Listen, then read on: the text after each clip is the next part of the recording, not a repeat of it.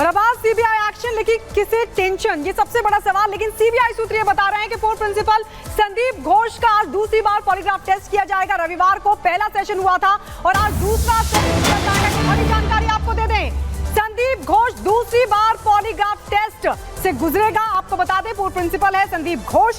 पहला सेशन कल हो चुका है और अब ये बड़ी जानकारी कि पूर्व प्रिंसिपल संदीप घोष का दूसरी बार किया जा रहा है पॉलीग्राफ टेस्ट। पॉलीग्राफिक टेस्ट के दूसरे सेशन के लिए 7 किरदारों में से एक और शख्स को सीबीआई ने बुलाया है। कल करप्शन केस में क्योंकि संदीप घोष के घर पर सीबीआई की टीम पहुंची थी, इसलिए वो वहां पर नहीं पहुंच पाया था।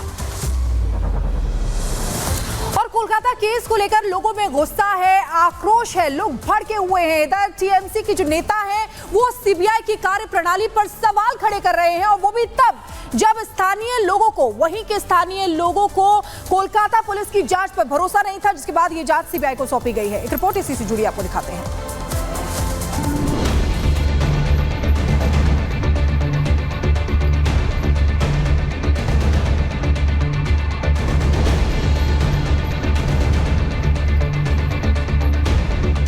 दिन हो गया है, सीबीआई को नया कुछ मिला नहीं है। सुना आपने, ये सायोनी घोष है। सायोनी ममता बनर्जी की पार्टी टीएमसी की सांसद।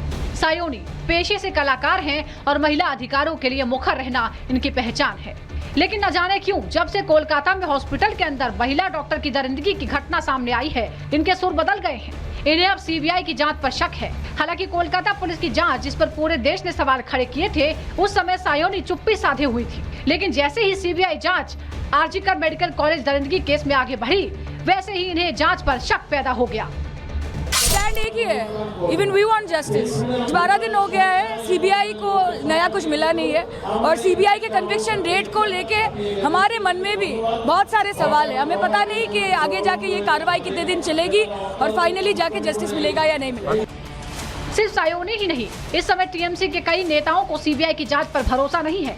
अब आपको एक और बयान सुनवाते हैं, जिससे ये साफ हो जाएगा कि टीएमसी के नेता सीबीआई के खिलाफ प्रोपेगेंडा चलाने की कोशिश कर रहे हैं। टीएमसी चीफ ममता बनर्जी के खास और पार्टी के नेता कुणाल घोष ने भी सायोनी के ट्रैक पर ही सीबीआई के कामकाज पर सवाल उठा दिए। आरजी कौर का जो रेप केस है, मर्डर केस है, वो तो तुरंत सॉल्व होना चाहिए। एक अरेस्ट वो भी कलकत्ता पुलिस ने किया है। सीबीआई क्या कर रहा है? जितना डिले हो रहा है, इतना फेक न्यूज, ये जो बहुत गॉसिप्स चल रहा है, पॉलिटिक्स चल रहा है, ये स्टॉप करने के लिए ये तो सॉल्व होना चाहिए। देश भर को हिला देने वाले इस कांड की शुरुआती जांच पर न केवल पीड़ित परिवार बल्कि बंगाल की आम जनता ने भी सवाल उठाए थे। आरोप है कि कोलकाता पुलिस की शुरुआती जांच बेहद सुस्त और लापरवाही भरी रही। हालांकि टीएमसी नेताओं को कोलकाता पुलिस की कार्यप्रणाली पर पूरा भरोसा था। निष्पक्ष जांच के लिए लोगों ने कलकत्ता हाई कोर्ट का दरवाजा खटखटाया, जिसके बाद कोर्ट ने इस जांच को सीबीआई को सौंपने का आदेश दिया था। वहीं इस मामले में दोषियों को फांसी देने की मांग करने वाले टीएमसी ने अब दबे सुर में सीबीआई की जांच पर सवाल खड़े करना शुरू कर दिया है। टीएमसी के ये बदले हुए सुर लोगों के मन में कई तरह के सवाल खड़े कर रहे हैं, जैसे टीएमसी को सीबीआई की जांच पर भरोसा क्यों नहीं है? क्या करप्शन की जांच शुरू होते ही बेचैन है टीएमसी के नेता? संदीप घोष पर कसते शिकंजे से टीएमसी को दिक्कत क्या? क्या रेप मर्डर में किसी रसूखदार के फंसने की आशंका है? मर्डर केस में पॉलीग्राफी टेस्ट के बाद से बयानबाजी शुरू की गई। क्या सीबीआई के खिलाफ रणनीति के तहत बयानबाजी की जा रही है? क्या जानबूझकर एक साथ टीएमसी नेताओं ने सीबीआई पर सवाल खड़े किए? आपको बता दें कि बंगाल सरकार ने राज्य में सीबीआई की एंट्री पर बैन लगा रखा था। सीबीआई जांच के लिए राज्य सरकार की अनुमति लेना जरूरी था, जबकि टीएमसी सरकार ने सीबीआई को किसी भी जांच की परमिशन देने से इनकार कर दिया। लेकिन हाई कोर्ट के आदेश के बाद बंगाल में सीबीआई की फिर से एंट्री संभव हो पाई। फिलहाल कोलकाता में 2 मामलों की जांच सीबीआई कर रही है। सीबीआई अस्पताल में trainee doctor rape murder case की जांच कर रही है। वहीं अब आरजीकर मेडिकल कॉलेज में करप्शन के आरोपों की जांच भी सीबीआई के हवाले है। भ्रष्टाचार केस में सीबीआई ने रविवार को 15 ठिकानों पर रेड डाली थी। वहीं रेप मामले से जुड़े लोगों का पॉलीग्राफी टेस्ट भी हुआ। मर्डर केस के गवाहों और प्रत्यक्षदर्शियों के बयानों का भी परीक्षण हो रहा है। कोलकाता के आरजीकर मेडिकल कॉलेज अस्पताल में रेप और मर्डर केस के बाद बंगाल की कानून व्यवस्था सुर्खियों में है। सत्ताधारी टीएमसी की भूमिका पर विपक्ष लगातार सवाल खड़े कर रहा है। राज्य की आम जनता इंसाफ की मांग को लेकर सड़कों पर है। बंगाल सरकार के मंत्रियों के पास कोई जवाब नहीं है और अब लगता है कि सरकार और पार्टी पर उठ रहे सवालों को डाइवर्ट करने के लिए ही टीएमसी सीबीआई को कटघरे में खड़ा करने की कोशिश कर रही है। Bureau report, Republic Bharat.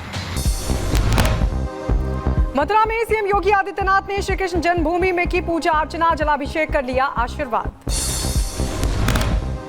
CM Yogi Adityanath ने देशवासियों को दी श्री कृष्ण जन्माष्टमी की बधाई। प्रभु से की सुख समृद्धि की कामना, विकसित भारत की परिकल्पना को साकार करने के लिए मांगा आशीर्वाद। मथुरा में सीएम योगी आदित्यनाथ ने एक पेड़ मां के नाम की मुहिम के तहत किया वृक्षारोपण, तस्वीरें भी आई सामने। मथुरा में भी कृष्ण जन्माष्टमी को लेकर भक्तों में उत्साह। कृष्ण जन्मभूमि मंदिर में उमड़ी भक्तों की भीड़। कृष्ण जन्माष्टमी के मौके पर प्रधानमंत्री मोदी ने किया ट्वीट, सभी को दी जन्माष्टमी की शुभकामनाएं, लिखा जय श्री कृष्ण। गुजरात के द्वारका में कृष्ण जन्माष्टमी की धूम, सज कर तैयार हुए मंदिर, दर्शन के लिए बड़ी संख्या में पहुंच रहे हैं लोग। मुंबई में भी दिखी कृष्ण जन्माष्टमी की धूम, चौपाटी इस्कॉन मंदिर में की गई आरती, भारी संख्या में मौजूद रहे भक्त। कृष्ण जन्माष्टमी के अवसर पर दिल्ली के इस्कॉन मंदिर में भक्तों की भारी भीड़, श्रद्धालुओं ने कृष्ण भगवान के दर्शन कर लिया आशीर्वाद। गुजरात में भी देखने को मिली कृष्ण जन्माष्टमी की धूम, मंदिरों में की गई आरती, हरे कृष्ण की गूंज सुनाई दी।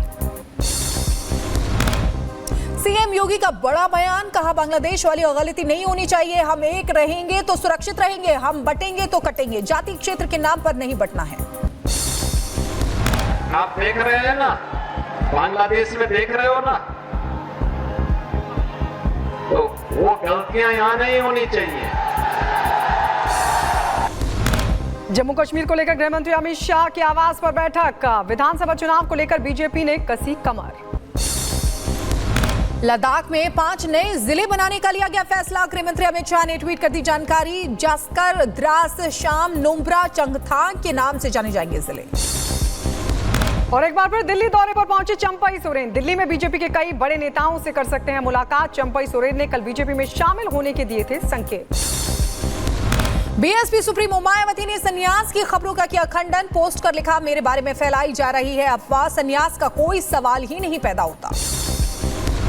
मायावती का कांग्रेस पर हमला, पोस्ट कर लिखा मुझ पर हुए हमले पर कांग्रेस कभी क्यों नहीं बोलती। समाजवादी पार्टी ने 1995 में मुझ पर कराया था जानलेवा हमला, तत्कालीन कांग्रेस सरकार ने नहीं निभाया था दायित्व। आज दिल्ली में आम आदमी पार्टी की बड़ी बैठक, विधानसभा चुनाव को लेकर होगी विशेष चर्चा। मनीष सिसोदिया के घर पर बैठक का आयोजन।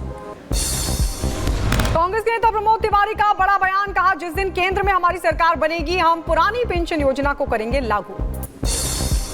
दिल्ली सरकार में मंत्री सौरभ भारद्वाज ने केंद्र सरकार पर लगाया बड़ा आरोप, कहा एलजी और केंद्र सरकार की डीडीए की मिली भगत से दिल्ली में अवैध रूप से काटे गए 1100 पेड़। एलजी को मालूम है और एलजी के आदेश पे ये पेड़ काटे गए। मैं एलजी साहब को निमंत्रण दे रहा हूं, आइए एलजी साहब, जगह भी आपकी, समय भी आपका, तारीख भी आपकी।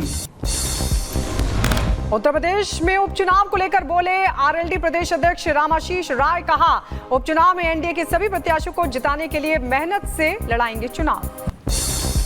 महाराष्ट्र कांग्रेस के दिग्गज नेता वसंत चौहान का निधन, लंबे समय से चल रहे थे बीमार, नांदेड़ में किया जाएगा चौहान का अंतिम संस्कार। लखनऊ में एक शख्स ने उड़ाई ट्रैफिक नियमों की धज्जियां, कार के ऊपर बैठकर बनाया स्टंटबाजी का वीडियो, काटा गया कार का चालान। बुलंदशहर में लोगों ने उड़ाई ट्रैफिक नियमों की धज्जियां, गलत जगह लगवाए बाइक के साइलेंसर, वीडियो सोशल मीडिया पर वायरल। दिल्ली के सत्य निकेतन इलाके में कैफे लव बाइट रेस्टोरेंट में फायरिंग हुई, कैफे मैनेजर से टेबल को लेकर हुई बहस के दौरान हवा में की गई फायरिंग, पुलिस ने 2 आरोपियों को किया गिरफ्तार। ग्रेटर नोएडा में महिला के साथ दबंगों ने की मारपीट का वीडियो सोशल मीडिया पर वायरल। उत्तराखंड के बागेश्वर में जान जोखिम में डालकर निर्माणाधीन पुल को पार कर रही महिलाएं, वीडियो सोशल मीडिया पर हो रहा वायरल। एमपी के गुना में हनुमान मंदिर के अंदर लूट हुई है, 2 बदमाशों ने सिक्योरिटी गार्ड को बंधक बनाकर हनुमान जी के सोने चांदी के आभूषण लूटे। राजस्थान के अजमेर में भारी बारिश से बाढ़ जैसे हालात, पानी पानी नजर आया अजमेर, ड्रोन की तस्वीरें आई सामने। गुजरात के राजकोट में भारी बारिश से बिगड़े हालात, सड़कें बनी दरिया, पानी में डूबी नजर आई गाड़ियां, घरों में पानी घुसा। गुजरात के अरावली में भारी बारिश ने बढ़ाई लोगों की मुसीबत, भारी बारिश के बाद जगह जगह जलभराव की स्थिति। महाराष्ट्र के नासिक में ओवरफ्लो हुई गोदावरी नदी, नदी के पास बने मंदिर पानी में डूब गए, अलर्ट मोड पर प्रशासन।